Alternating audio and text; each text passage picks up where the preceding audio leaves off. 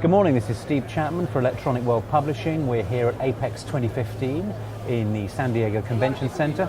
It's looking like a good show. It's bright, it's lively, it's actually quite noisy. I hope you can hear us.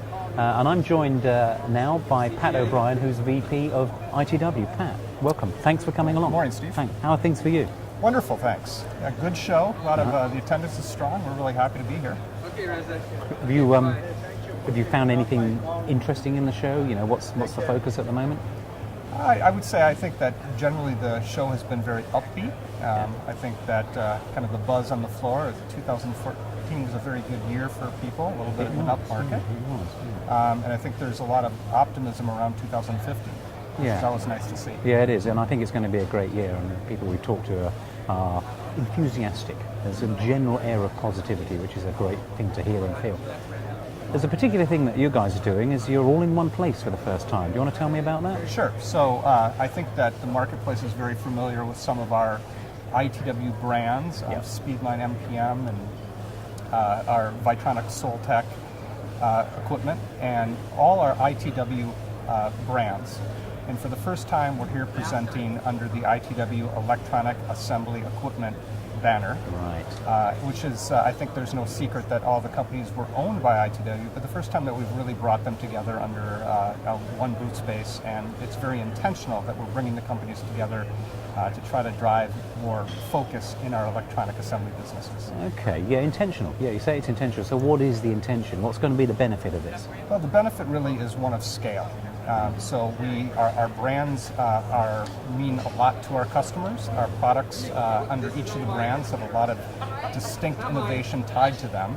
And so we're not really looking to make major changes into our product direction along those brands. The brands will remain.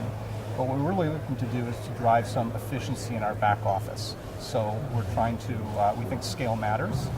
We believe that we can bring some of our own internal best practices from one business to the next.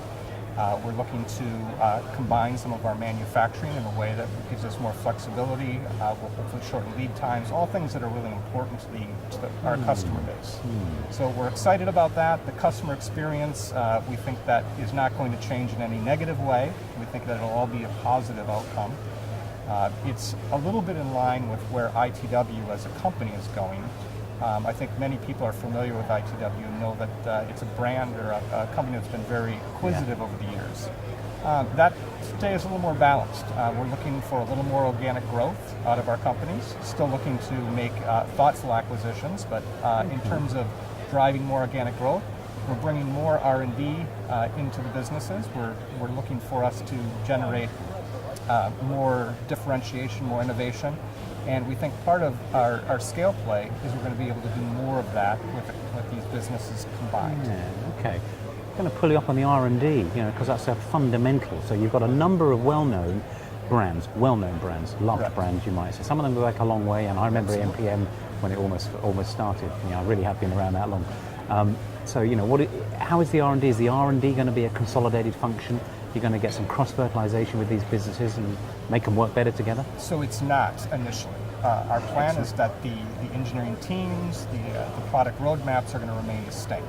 But there are some very fundamental engineering practices that we will now be able to share amongst the organizations. So where it comes to some of the core thermal technologies, some of the core data know-how, we will be able to share that expertise amongst businesses without really impacting the individual product development roadmaps of the individual brands. It's a bit like a sort of an internal knowledge transfer function then, so that's pretty good actually. A little bit of a center of excellence approach. Center of excellence, yeah, I like that. And so the customer experience is just going to be improved, elevated, but they're still going to know their brand, aren't they? That's they're still going to have that brand affinity. So generally looking forward to 2015 and what you're doing here at the show. Where you've got any interesting new stuff going on? We do. I mean, there's a lot of new innovation that's happened in the product portfolio. In fact, I'm not sure I could go through it all. Okay. But we truly have spent the last 18 months bringing a lot of new products to market, a lot of new feature and functionality, and that's all at display at the show this year. So people can actually see that here. They can. So yes. It's here. It's launched. It's not under wraps. It's nope, there. Right here. It's right live. and visible. Yes, absolutely. Okay. And you reckon that 2015 is a promising year? I do. You do. Yeah. It does feel good. I think it's going to be great, and that's great. Thank you for coming along, Pat. It's Excellent. really good Steve, to thank see you. you. That's great. Thank you, man. Cheers. Bye.